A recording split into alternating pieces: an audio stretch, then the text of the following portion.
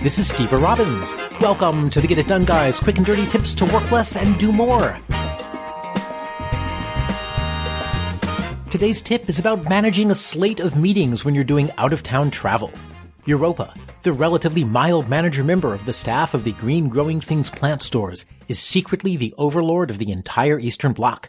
While she normally manages her empire from afar using Apple's FaceTime, every now and then there's just no substitute for real FaceTime. She has spies to debrief, world leaders to dominate. She has diplomats to blackmail and operatives to set in motion. She's found that maintaining control works best when you can look someone in the eye, so they know you're serious when you threaten to spank them in front of their direct reports. Remember this tip next time you have a team meeting? It will make things much more lively, and it's a great way to get first-hand experience of the prison system from the inside. Being one of the most powerful people in the world is not without its challenges, however, and for Europa, that's scheduling. She has no personal assistant that would break her cover, so, like it or not, she has to schedule her entire trip herself. For starters, she has to meet the Minister of Not-So-Silly Walks, check in with Queen Elizabeth about an invitation to the wedding, and meet with her under-minions in charge of Poland, Hungary, Romania, and Bulgaria.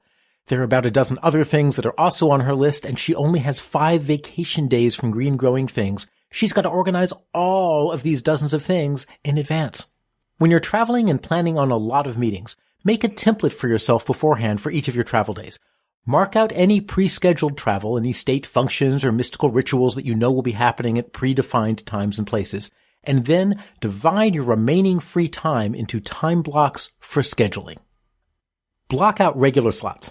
My template for traveling to New York is a standard day template that's anchored by meetings held over meals with other meetings squeezed in between. So each day is divided into breakfast, mid-morning, lunch, afternoon, dinner, and post-dinner. Each of these becomes one time slot, around an hour to 2 hours, that's available for scheduling. Now, though it's possible time-wise to fit more meetings than that into a day, 7 meetings tends to be more than enough to completely fill up almost anyone's usable brain space. Unless the meetings are ceremonial or really, truly perfunctory, if you're going to more than 7 meetings in a day, you probably aren't able to add a whole lot of value after the first couple. If an event needs to be longer than a single time block, just combine 2 time blocks into one.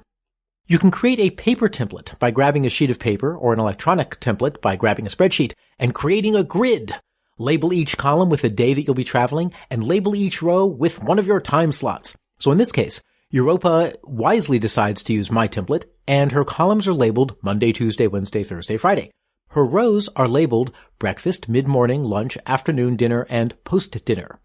Using that template in one day, Europa can fill in which meetings can go where. So the Queen gets Monday breakfast, Minion Poland gets mid-morning, Minion Hungary for lunch, and Minion Romania for afternoon. And she has a lot to discuss with the Minister of Not-So-Silly Walks, so she can allocate both dinner and post-dinner drinks to her meeting with the minister. This is a schedule tidy enough for Mary Poppins at her most OCD, but as tidy as it all looks, breakfast at Windsor Palace and a mid-morning meeting in Warsaw isn't feasible thanks to transportation time. Sadly, auto companies are still refusing to release the patent for the instant teleportation machine that was invented back in the 1950s using information obtained from UFOs in the U.S. government's Project Blue Book. So Europa may need to shift things around and use her mid-morning time slot to take a supersonic helicopter between meetings. Collect, then schedule. Trying to sort all of this out by having a dozen individual back-and-forth conversations would be impossible. So the quickest way to sort it out is to collect everyone's free time and figure out who can go into which time block. Europa sends a quick note to all of her associates asking them to tell her which time blocks are free. Then she goes to her grid and fills in the schedule with times that work for everyone. By having everyone and everything in one place, she can just kind of shuffle around appointments as needed so that she can find the combinations that work for everyone. And once she's finalized the schedule, she just writes everyone back telling them when she can meet. Sure, the Queen pushes back a little, but hey, this is Europa we're talking about, and when she says jump, the Queen listens. By centralizing the decision-making as much as possible, all the possible combinations of meetings and travel times, they're all available for her to use to fit everything into her schedule and still make it back to the hotel in time for her rose petal bubble bath. Whether you're intimidating world leaders or just checking on the status of your far-flung spy network, keeping your travel productive means making the best possible use of your time.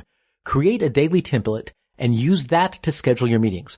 Make sure that you allocate travel time and when possible, collect everyone else's free time and put your schedule together using all that knowledge so that you can come up with the best possible plan. I'm Steve Robbins. Follow Get It Done Guy on Twitter and Facebook. If you want great keynote speeches on productivity, living an extraordinary life, or entrepreneurship, hire me. You can find me at steverobbins.com or join my personal mailing list by texting Get It Done to 33444. Plus, you'll get a free copy of my secret book chapter on how to build relationships that help you succeed. Work less, do more, and have a great life.